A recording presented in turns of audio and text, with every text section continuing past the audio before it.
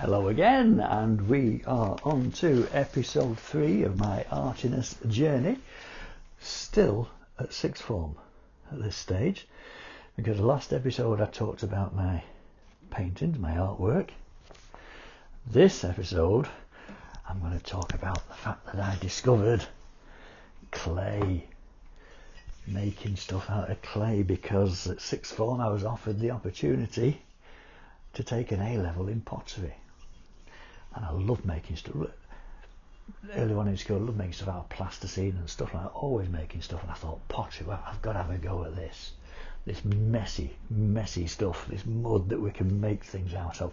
So I took up A-level pottery. I spent 2 years messing around in the pottery, and it had a wonderful time of discovering this crazy medium. The thing everybody wants to do when they're doing pottery is throw a pot on the potter's wheel. I wasn't brilliant at doing it, actually. I wasn't brilliant at throwing a pot, but I did make this. And this one is good old tankard. This threw the main body on the potter's wheel. And with this one, I then put what they call slip, which is liquid clay. Now this slip's had a colour in it, and I painted the slip first of all, actually, I put a handle on, didn't I? That's a long strip of clay that I just stuck on, bent round, put on. Then I put the slip on, dark brown slip, and what I've then done on here is scratch through the dark brown, scratched it away, something called sgraffito, Italian for scratching through. And produced this image. My pottery teacher told us about Gladstone pottery, very famous now for the great pottery throwdown. And I did actually get a chance to go and visit the place when I was at Polytechnic. But this, I just worked from pictures. I love the idea of the bottle kilns there and the buildings around, and I just scraped it out, and then on the back there, Gladstone pottery, Longton, Staffordshire, 1850. Okay, so that's one of my first examples of throwing. And I also got really into making these tiny little bottles that you could put incense sticks in, stuff like that. I made loads of these. My mum and dad had these in their house, but when we cleared it out, I actually reclaimed them. So loads of these tiny little things, which actually were not as easy to make. You know, you think you're doing something small, it's dead easy. It's actually not. But I made them, and you can actually see that shape there is quite simply one of those, but slightly bigger. So I made this telephone. This was made out of how many pieces? 1, 2, 3, 4 thrown pieces.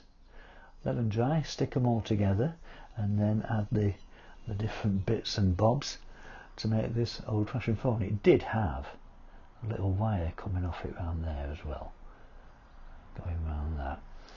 So I really enjoyed the actual modelling part, the making of stuff, rather than just the strict throwing on a wheel, but actually constructing out of it. And probably one of my favourite pieces was this chap. And if any of you know your Tolkien, this is Gollum. And Gollum I made after reading this book. I got into this artist, a fellow called Frank Frazetta. Fabulous American artist who produced these fantasy, science fiction style pictures and stuff like that. Also huge warriors. He illustrated quite a few Conan the Barbarian books, and also some rather well-endowed ladies and stuff like that. My hand is suitably placed over this picture here because it's covering a picture which is not really appropriate for the internet. So I'm not gonna show you that. But what I do want to show you is the picture inside, which inspired me to do the Gollum model. So I looked at that, and that was my influence there. See, better do it that way, can't you? That I produced this model from. Very interesting in that Gollum is supposed to have massive, big, round eyes. It classed it in the Hobbit, big lamp-like eyes. Here, you can't see the eyes at all, because they're all, it's all very dark and gloomy. There's two little tiny little dots there. Actually makes him look more sinister. You black out the eyes in a picture, and it makes someone look a lot more menacing. That's why all the big men wear sunglasses, blacked out eyes, stuff like that. You can't see what they're looking at, stuff like that. But Frazetta I discovered him when I was around 15, 16. His artwork, absolutely amazing, which I will talk more about in the next episode. But also, links to Rembrandt, light and dark, very, very similar.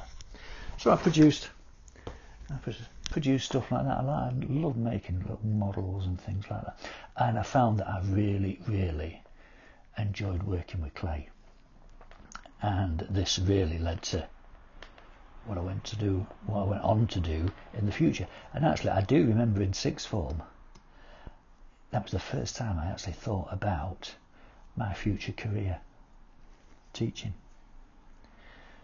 Because I enjoyed, we used to have all the kids coming in and stuff like that, to have taster days and stuff like that, and I really enjoyed helping them make models and stuff like that. So that was the first spark, the first teaching. So what I'm going to do now is just show you a few other pictures. There's not many actually. It's only one other thing which I'm going to show you that, and then that will be it for this one. So here we go. So what we've got here is a fine photograph taken by my brother, who was a professional photographer at the time, and this shows the piece I've talked about, plus you can see the complete cable in the telephone. We then move on to this piece, which was my final A-level piece, and it was a vase and a fruit bowl, all mixed into one, and I decided to do this tree in the middle of the ground and add the extra little bits of decoration around it. I have never seen this pot since I made it, because school kept it. That's the way it was. But that's life, isn't it, really? Hey ho. So there you go. That's how my life using clay started at sixth form. I had a great time. And I'll talk about more how things develop more using not just clay but other materials as well, how that developed more when I went on to art college in a couple of episodes time. What I'm going to do next episode is talk about artwork that I did at home whilst I was still at sixth form, because stuff you do at home tends to be different to the stuff you do at sixth form, and I'll show you some of the stuff there that I did. Until that time, I shall say farewell, cheers, off we go.